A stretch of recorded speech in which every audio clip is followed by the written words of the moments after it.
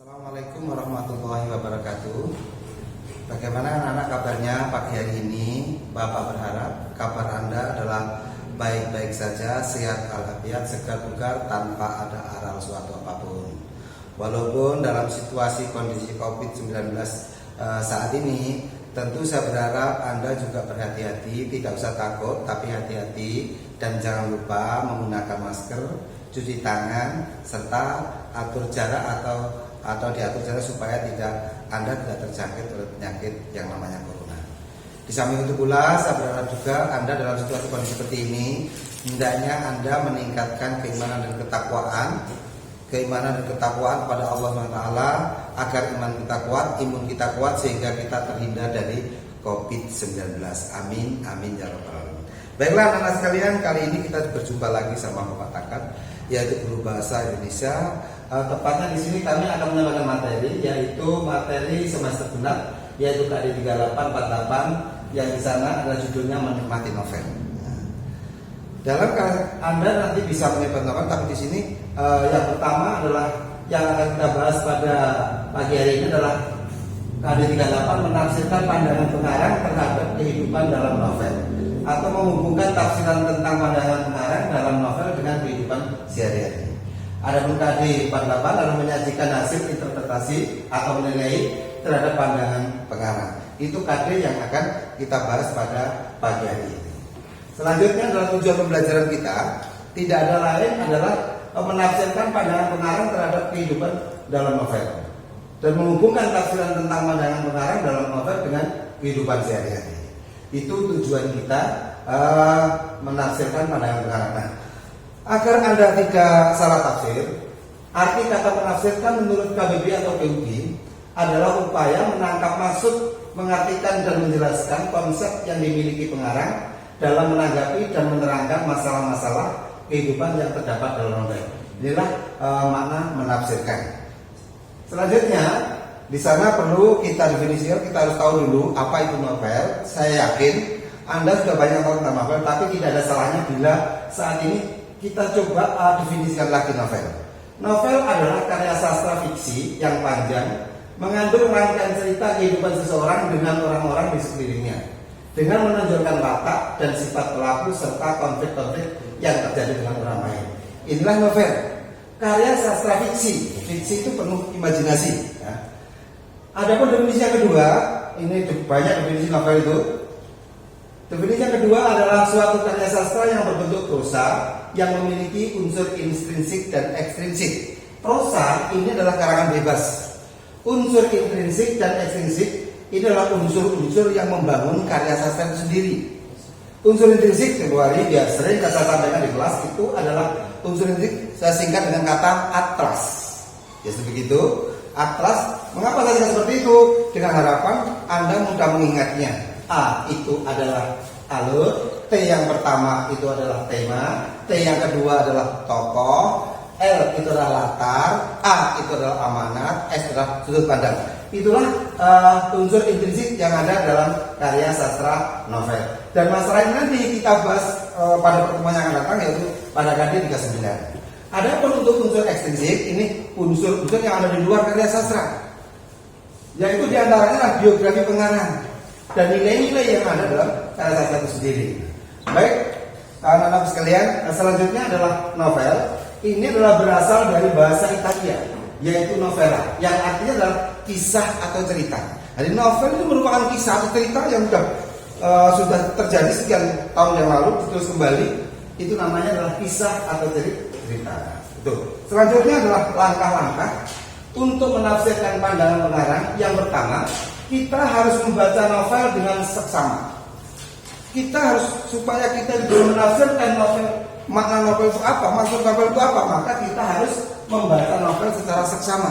Artinya membaca dengan sungguh-sungguh, jangan setengah-setengah. Bila Anda membacanya setengah-setengah, hasilnya juga akan setengah-setengah. Tapi kalau Anda membaca sungguh-sungguh serius, maka makna yang terkandung dalam novel itu insya Allah akan kita temukan, akan kita dapatkan. Maka yang pertama adalah membaca novel dengan seksama.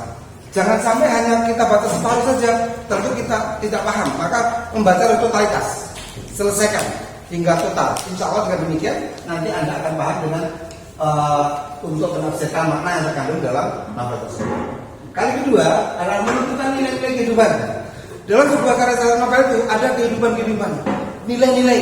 Di antaranya nilai di sana itu ada pula nilai sosial, nilai budaya, nilai religi atau agama, atau nilai moral. Itu nilai-nilai. Yang ketiga adalah menafsirkan pandangan pengarang terhadap nilai-nilai itu. Kita tafsirkan pandangan pengarang itu bagaimana yang dimaksud oleh pengarang.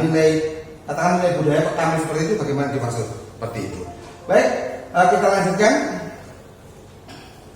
Nah, nilai-nilai yang Bapak maksud tadi di sini adalah nilai-nilai dalam novel. Nilai-nilai sosial. Nilai sosial adalah sudut pandang hubungan dengan nilai sosial adalah nilai yang berhubungan sudut pandang berhubungan dengan manusia atau masyarakat.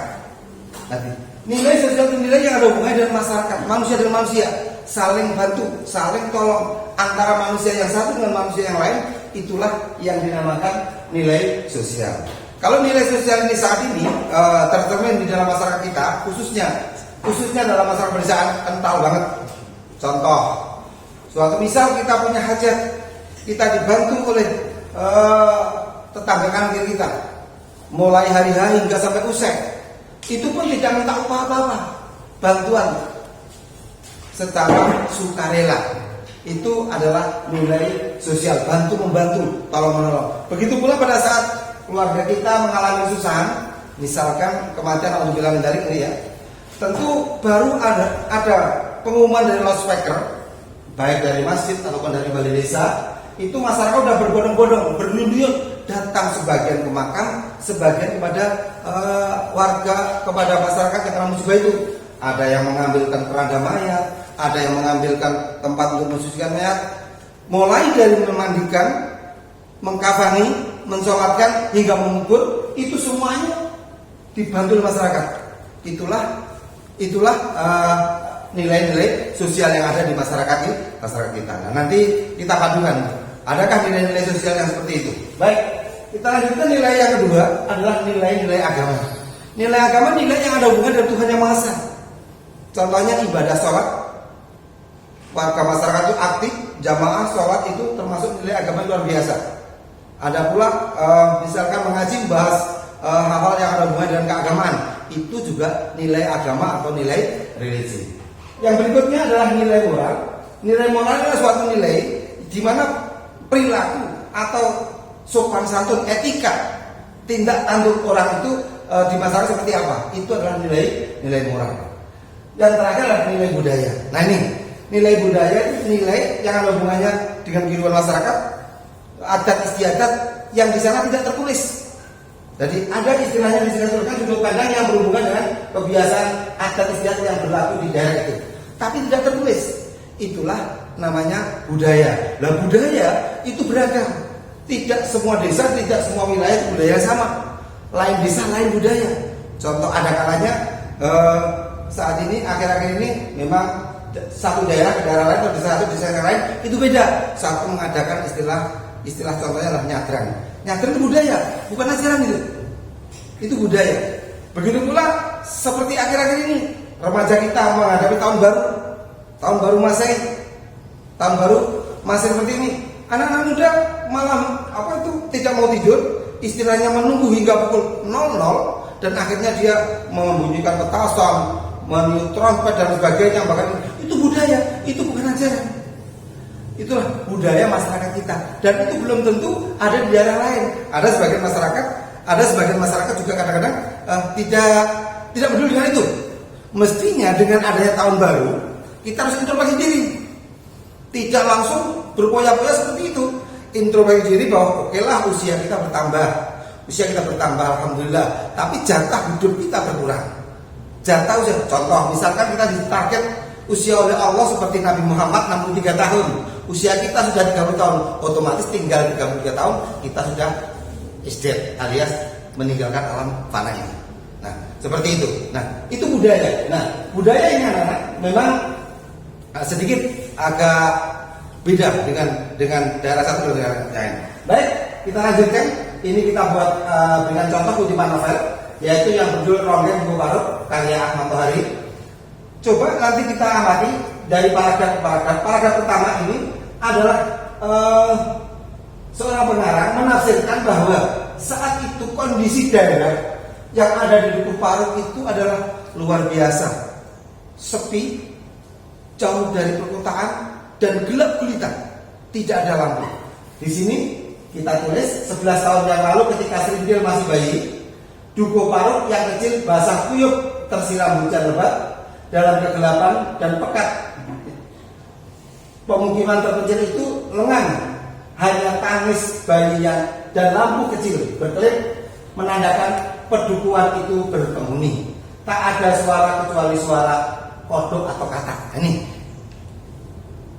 bangsa kecil yang berpesta pora, bertunggangan dan kawin. Besok pagi pesta mereka akan tampak. Kodok betina meninggalkan untaian telur yang panjang. Katak hijau menghimpun telurnya dalam kelompok yang terapung di atas air. Katak daun menyimpan telurnya pada gumpalan busa yang melekat pada ranting semak-semak. Dalam paragraf pertama ini adalah menafsirkan seorang pengarang bahwa daerah itu adalah sunyi, sepi, gelap gulita dan tidak ada apa-apa. Lampu pun belum ada neon seperti yang kita miliki saat ini. Yang ada adalah lampu ublik atau lampu kecil itu. Dan hanya suara bayi dan suara katak itu yang kita dengar. Adapun berikutnya adalah seandainya ada seorang di Dukuh Paruk yang bersekolah, ini berarti saat itu di sana tidak ada orang bersekolah. Termasuk bisa dikatakan bodoh, tidak pernah mengenyam pendidikan sama sekali. Nah, berikutnya dia sedang mengakhiri pekerjaannya malam ini. Coba di sana di paragraf kedua kita ulangi lagi. Seandainya ada seorang di Dukuh Paruk yang bersekolah, dia dapat mengira-ngira saat itu hampir pukul 12 tengah malam. Jadi pukul 24.00.